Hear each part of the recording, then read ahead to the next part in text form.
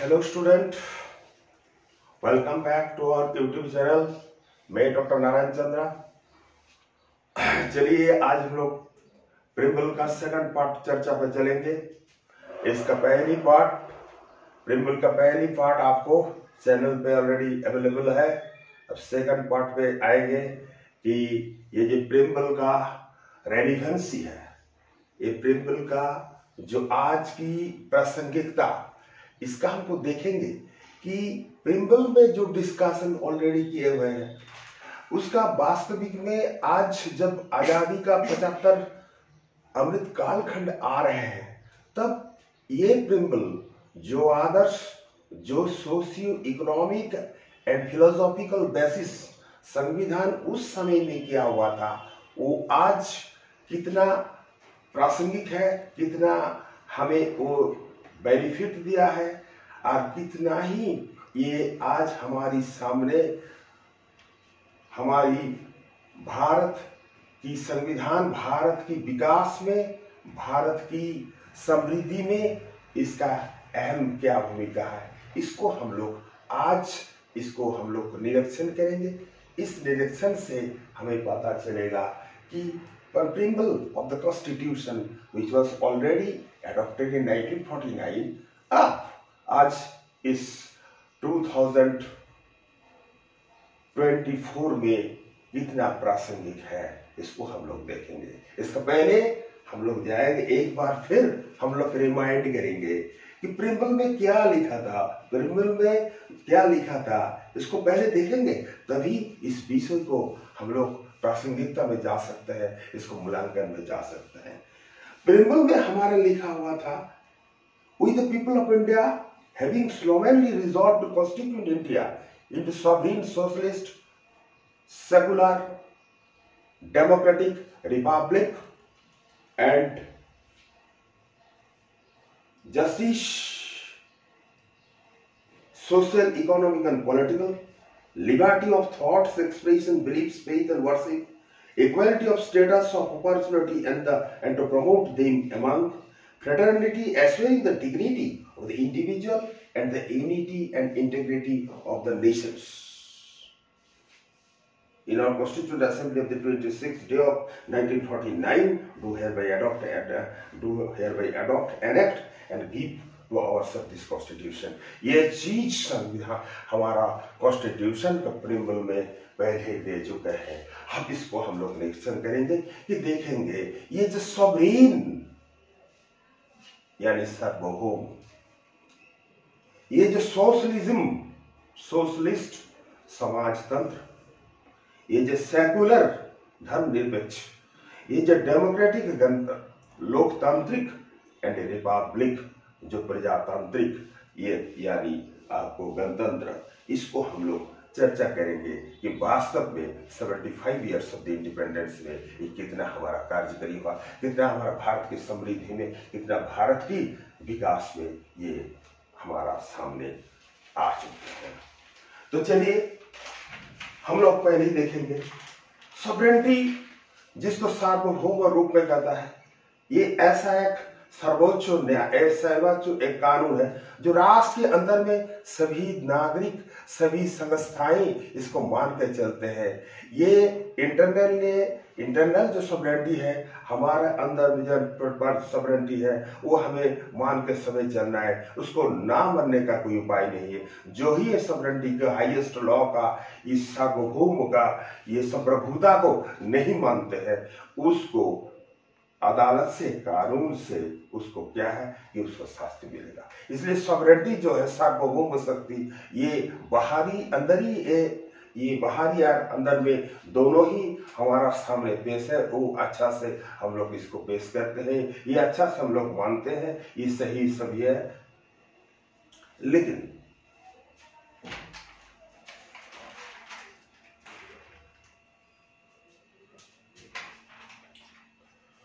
इसके बाद हम लोग चलेंगे सोशलिज्म में। संविधान में जो सोशलिज्म का बात है, प्रिम्बल में घोषित किया था कि भारत को आने वाले दिन में एक समाजतंत्र की राष्ट्र के रूप में हम लोग उपस्थित उसको प्रस्तुत करेंगे। इसको हमारा सामने सोशलिज्म, ये भारत सोशलिस्ट कंट्री बनेगा। लेकिन वास्तव में क्या देखे है कि भारत जिस समय समाजतंत्र, ये सोशलिज्म जिस ढंग से होना चाहिए, अर्थात उसका जो विशेषताएं है, जिसका माध्यम से, जिसका जरिए से वो भारत का एक आशा समृद्ध भारत बनाएंगे। इसलिए सोशलिज्म का सबसे बड़ा आइडिया है कि ऐसा एक स्टेट बनेगा जिस स्टेट क्लासलेस एंड एक्सप्लॉयटर्स होगा, श्रेणीहीन या शोषण मुक्त एक भारत बनेगा। कि सोशलिज्म का दूसरा बात है कि एलिमेंट्स ऑफ द प्रोडक्शन, यानी लैंड लेबर कैपिटल ऑर्गेनाइजेशंस, ये सभी राष्ट्र की कंट्रोल में रहेगा, व्यक्ति का कंट्रोल में नहीं।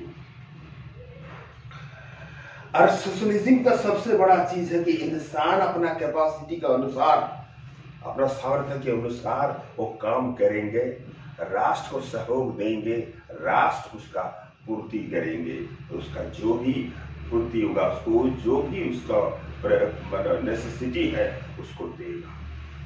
ये सोशलिज्म का आइडियाज में हम लोग देख रहे हैं। या अगर राष्ट्र को सोशलिस्ट कंट्री बना सकते हैं तो ये एलिमेंट होना चाहिए, ये चीज को देखना चाहिए।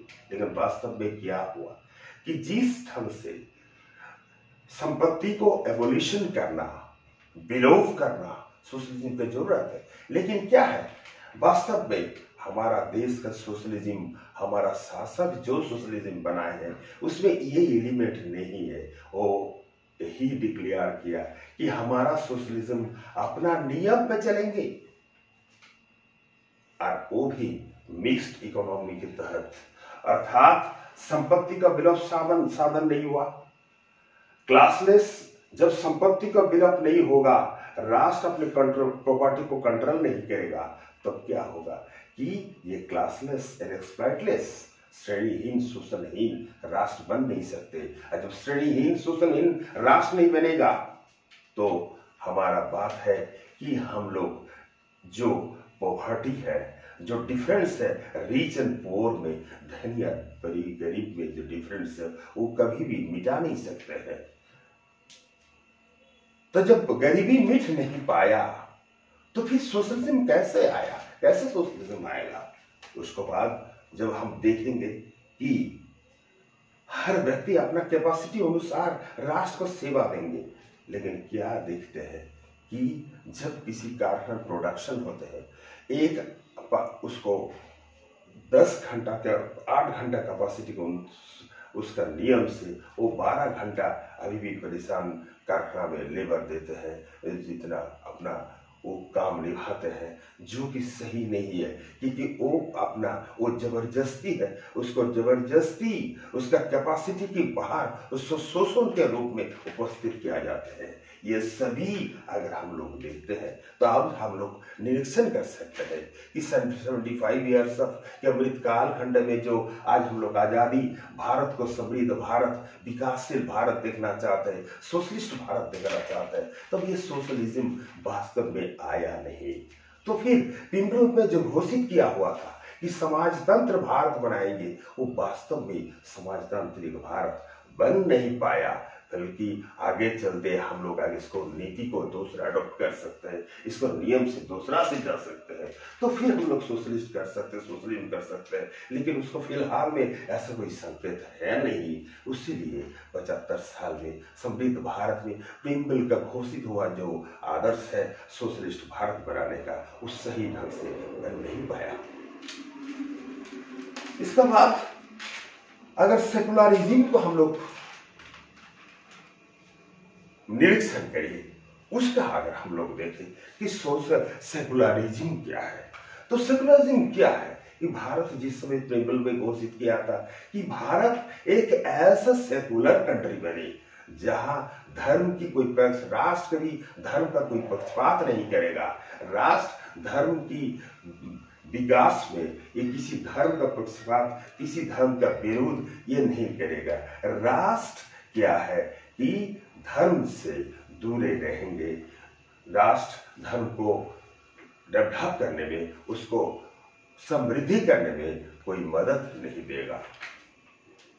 तो फिर क्या है, राष्ट्र ऑलवेज धर्म से दूरे रहेंगे, अपना अपना धर्म किसी भी कम्युनिटी पालन करे। तो आएंगे फिर सेकुलरिज्म का आइडिया में। सेकुलरिज्म में हम लोग जब देखते हैं कि राष्ट्र किसी धर्म का पक्षपात नहीं करेगा, राष्ट्र किसी धर्म का बढ़ावा नहीं देगा, किसी धर्म का उसको रोकेगा भी नहीं। हर इंसान अपने कम्युनिटी के अनुसार धर्म का वो प्रतिपालन कर सकते हैं, उसको समृद्धि कर सकते हैं, किसी भी धर्मीय संस्था अपना प्रचार कर सकते हैं, वो अपने चर्चा कर सकते हैं। लेकिन राष्ट्र इस धर्म सभी व्यवहार से वो अपनी भूमिका को निरपेक्ष रखेंगे और क्या करेगा कि ये हमारा धर्मनिरपेक्ष आइडिया का मूल कार्य है। राष्ट्र पक्षपात नहीं करेगा, व्यक्ति अपना अपना हिसाब से, संस्था धर्मीय संस्था अपना अपना हिसाब से सब कुछ कर सकता है। वो अपना प्रचार करे, प्रसार करे, समृद्धि करे, चर्चा करे, प्रैक्टिस करे, सब कुछ करे। राष्ट्र कुछ नहीं करेगा, वो पक्षपात नहीं करेगा। राष्ट्र किसी धर्मीय कम्युनिटी के ऊपर अन्याय व्यवहार होने भी नहीं देंगे। हमारा फंडामेंटल राइट्स में आर्टिकल 25 में 28 में ये घोषित किया है कि हर व्यक्ति अपना धर्म अनुसार प्रैक्टिस कर सकता है। ये संविधान में व्यवस्था किया हुआ है। ये धर्म की विभिन्न संस्था जो है वो अपना अपना धर्म को प्रैक्टिस कर सकता है।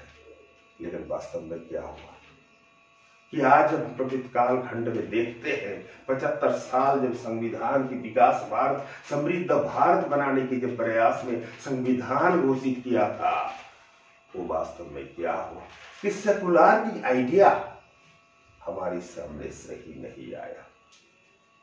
इसका कई असुविधा दिखाई दिया कि राष्ट्र अपने धर्म निरपेक्ष करतार को कितना आज प्रैक्टिस कर पाते हैं, इतना हम लोग एक धर्म की कम्युनिटी दूसरे धर्म का ऊपर इतना संघर्ष में, इतना जर्जरित परिस्थिति में चल रहा है कि सेकुलर भारत की हम लोग कभी भी ये नहीं कर सकते हैं। कभी भी हम लोग इसको आज सही सेकुलरिज्म, संविधान प्रेमबल का जो आदर्श है उसको हम इसको सही दिशा से देख नहीं पाते हैं। ये भारत का समृद्धि में, भारत के विकास में सहयोग नहीं दे रहा है कि प्रेमबल जो आशा से प्रेमबल उस समय संविधान जो उस समय जो अपने आदर्श को जो घोषित किया था, उस सेकुलर भारत बनेगा, सभी इंसान, सभी धर्म संप्रदाय की आदमी अपना अपना धर्म प्रैक्टिस करके वो समृद्धि भारत में अपना अपना मानविकता को आगे ले चलेंगे, वो वास्तव में नहीं पाया। इसलिए ये डिस्टर्बिंग जब तक परिस्थिति एटमोस्फियर आए है तब हम उसको सही से नहीं बोल पाते हैं कि सेकुलरिज्म भारत में ये मानविकता का ऊपर जो मानविकता का हेल्प करेगा, मानविकता को मदद देगा एक अच्छा विकासशील समृद्ध भारत बनाने में, वो सही नहीं हो पाया। इसको आगे फिर चलेंगे कि प्रेमबल में जो डेमोक्रेसी की भावना है, तो डेमोक्रेसी की भावना किसी भी गणतंत्र, भी लोकतंत्र कभी भी कामयाब नहीं हो पाते हैं। अगर इकोनॉमिक डेमोक्रेसी नहीं है तो पॉलिटिकल एंड सोशल डेमोक्रेसी कुछ काम का नहीं होगा। इकोनॉमिक डेमोक्रेसी सही से होगा, सभी में इक्वल डेमोक्रेसी मिलेगा, लोकतंत्र सभी का समान सुयोग, समान उपलब्धि, सुविधा अपने विकास के लिए अगर मिलते हैं तभी उसको डेमोक्रेसी बोला जाता है। लेकिन अगर खाली पॉलिटिकल डेमोक्रेसी देता है, 5 साल के अंदर आप वोट दे लेकिन वास्तव में आपको कुछ प्रतिफलन नहीं होता है, 5 साल का अंतर कभी आप शासक चुने, आपका कुछ भी अधिकार नहीं है। तो जब तक हम लोग अपना राइट्स को एंजॉय नहीं कर सकते हैं, इकोनॉमिक राइट्स को एंजॉय नहीं करते हैं, इकोनॉमिक स्टेटस इक्वलिटी नहीं होता है, इकोनॉमिक डेमोक्रेसी नहीं मिलते हैं, तो फिर पॉलिटिकल डेमोक्रेसी कुछ काम का नहीं है। सोशल डेमोक्रेसी अगर नहीं मिलता है, अगर हम लोग सभी में इक्वल स्टेटस में, समाज में अच्छा नियम से कोई डिफरेंस नहीं, कोई भेदभाव नहीं, कोई अनटचेबिलिटी नहीं, कोई ऊंचा नीचा नहीं, एक सामाजिक दिशा से अगर हम लोग देख पाते हैं सभी को, तभी हम लोग सही लोकतंत्र बताएंगे। सही लोकतंत्र यह है कि सही लोकतंत्र में सामाजिक, आर्थिक यानी राजनीतिक तीनों अगर इक्वल स्टेटस पे इंसान में अगर मिलता है, अगर हमारे नागरिक में इक्वल राइट्स को एंजॉय कर सकता है, तभी इसको हम लोग सही डेमोक्रेसी के रूप में पेश करेंगे। और अगर उसको नहीं मिलते हैं फिर डेमोक्रेसी का कोई मतलब ही नहीं होता है।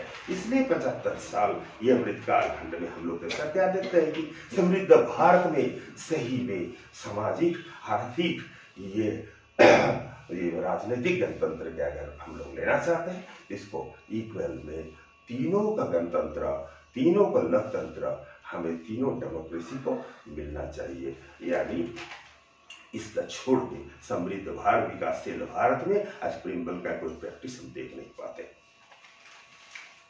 इसका बावजूद भी पॉलिटिकल डेमोक्रेसी चल रही, इकोनॉमिक डेमोक्रेसी का प्रयास में लगे हुए हैं।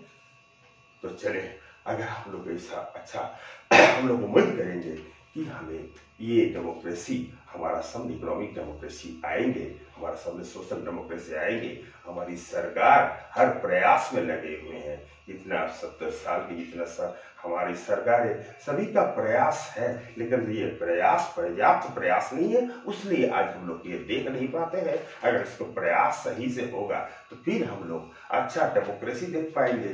जब सबसे बड़ा अहम मुद्दा यही होगा कि संविधान का सफलता, हमारे देश का उसका प्रयोग की सफलता डेमोक्रेसी के ऊपर डिपेंड हो चुका है। इसका बाद हम लोग देखेंगे रिपब्लिक को। रिपब्लिक में एक क्या है कि एक ऐसा हमें चुनना, हम लोग एक शासक को चुनेंगे, जो शासक हमारा माध्यम से चुना जाएगा, और हम उस प्रशासन में, उस शासन के अंतर्गत अपने खुद को उसका अंतर्गत करेंगे, खुद को हम लोग उसका साथ जाएंगे। शासक हमारा द्वारा निर्वाचित होगा और हम उसका सामने, उसका प्रशासन में जितना शासन की पूरा एटमॉस्फेयर है, उसको अंदर में जनता रहेंगे। जनता ये शासक के इस बीच में ये जो कोरिलेशन, एक्टिव कोरिलेशन, वही रिपब्लिक है। रिपब्लिक है बात नहीं, रिपब्लिक का मतलब यही है कि रिपब्लिक हर शासन में अभी जनता उसका अंदर में है। ये रिपब्लिक भारत तब होगा जब उसका पब्लिक हमारा राष्ट्रपति के चुनने का साथ साथ हमारा राष्ट्रीय प्रशासन का साथ एक्टिव पार्टिसिपेंट जनता का रहेगा। हर सिद्धांत जनता का द्वारा होगा। सिद्धांत सरकार, जनता का खिलाफ किसी भी सिद्धांत होगा, उसको वो विपक्ष में जाएगा। वो प्रशासक टिकेगा नहीं, वो शासक टिकेगा नहीं, वो राष्ट्रपति भी टिकेगा नहीं। जब ये सक्सेस होता है तब सही रिपब्लिक भारत हुआ। वास्तव में क्या हुआ?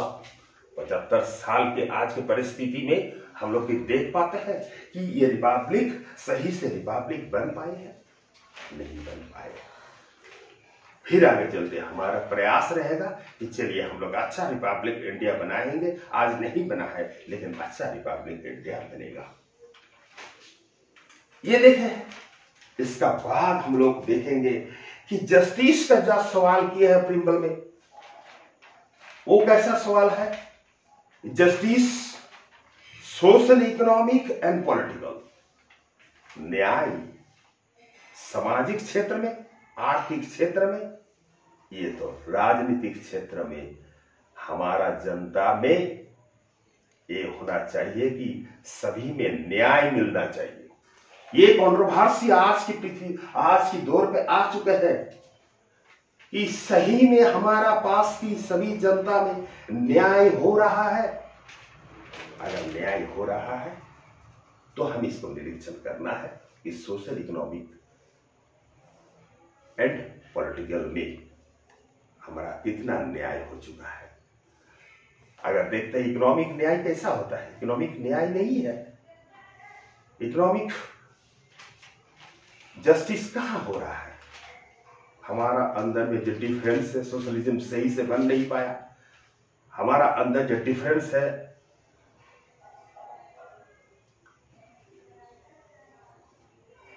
स्टेटस के अनुसार कुछ आदमी का पास ज्यादा धन संपत्ति सब कुछ है, लेकिन किसका पास मैक्सिमम भारतवासी के सामने कुछ स्टेटस नहीं, उसका इकोनॉमिक प्रिविलेजेस नहीं है। धनी या निर्धन में, गरीब और धनी में डिफरेंस बढ़ते जा रहा है, गरीबी बढ़ते जा रहा है, पर कैपिटा इनकम की परिस्थिति सही नहीं है, इकोनॉमिक्स का कारण में जो एंजॉयमेंट उसको जीवन में मिलना चाहिए वो नहीं हो पा रहे हैं।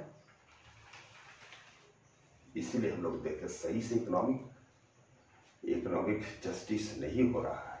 पॉलिटिकल जस्टिस में ही इकोनॉमिक जस्टिस अगर सही से रहेगा, आर्थिक परिस्थिति सही से रहेगा, स्टेटस सही से रहेगा, तभी पाएंगे कि पॉलिटिकल एंजॉयमेंट, पॉलिटिकल राइट्स को हम लोग एंजॉय कर पाते हैं। अदरवाइज हम लोग पॉलिटिकल राइट्स को कैसे एंजॉय कर पाएंगे जब हमारा इकोनॉमिक स्टेटस सही नहीं होगा। तो हम लोग कभी गरीब, जो आज की दौर में जो निर्वाचित होने का जो परिस्थिति है, रिप्रेजेंटेशन का जो परिस्थिति है, वो सही रिप्रेजेंटेशन नहीं हो रहा है, क्योंकि इकोनॉमिक डेमोक्रेसी में सही नहीं है। तो सभी अपना पर्याप्त शिक्षा, पर्याप्त ज्ञान, पर्याप्त सुविधा का साथ अपने निर्वाचित हो नहीं पाते हैं। और सही से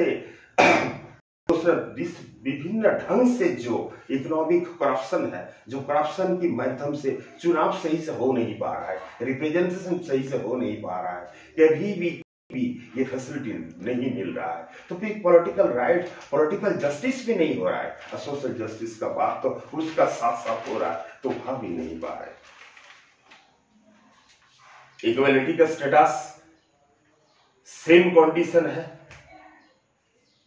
कुछ आदमी भारत का सभी इक्वल जो कंडीशन है, जितना फैसिलिटीज है, जितना विकास है, उसको कुछ आदमी के अंदर वो केंद्रित हो जाता है। हमारा जीडीपी का जितना भी ग्रोथ हो, हमारा आर्थिक जितना ही समृद्ध हो, वो कुछ आदमी को लिए कॉन्सेंट्रेट हो गया। इसलिए वो सही से इक्वालिटी का जहां तक सवाल है, वो हमें वास्तव में आज उतना ही मिल नहीं रहा जो घोषित किया हुआ था।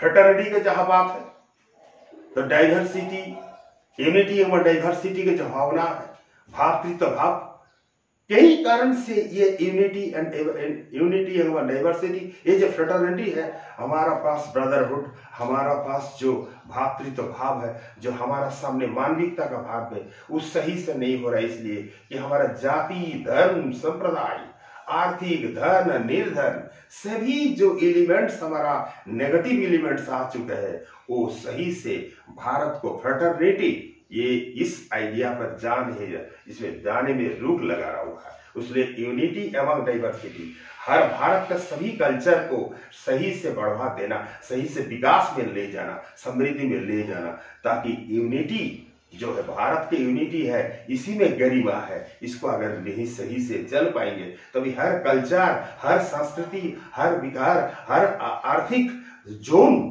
अपने अपने विकास का साथ, संस्कृति के विकास का साथ एक समृद्ध भारत बना सकता है। तो वास्तव में ये कुछ डिस्टर्ब आज आए हैं, उसने सही से ये तर्क आ चुके हैं, ये कंट्रोवर्सी आ चुके हैं। ये वास्तव में जो प्रिम्बल घोषित किया था, सोशल इकोनॉमिक जो philosophical basis of Indian constitution 1949 में घोषित किया था, वो आज 75 साल कालखंड में इसका प्रैक्टिकल साथ ये हम लोग सही से देख नहीं पाते हैं, इसको सही से प्रयोग में देख नहीं पाते हैं। इसलिए समृद्ध भारत, ये विकासशील भारत आज हम लोग उतना देख नहीं पाते हैं, जिस हिसाब से 1949 में प्रिम्बल में जो हमारा सब घोषित किया हुआ था। तो स्टूडेंट, ये जो वीडियो हम लोग दिए हैं, पार्ट 2 वीडियो, इसको आप लोग लाइक कीजिए, कमेंट कीजिए, इसको शेयर कीजिए, और हमारा चैनल जो है इसको आप सब्सक्राइब कीजिए, कमेंट अच्छा से दीजिए, ताकि चर्चा में क्या कंडीशन है वो आगे चलते हम लोग अच्छा से और प्रमोशनल और डेवलपमेंटल वीडियो बनाएंगे, और चर्चित भारत में भारत का ज्ञान समृद्धि करने के लिए और इसका जो नोट्स है वो आपको डिस्क्रिप्शन बॉक्स में मिल जाएगा। Thank you.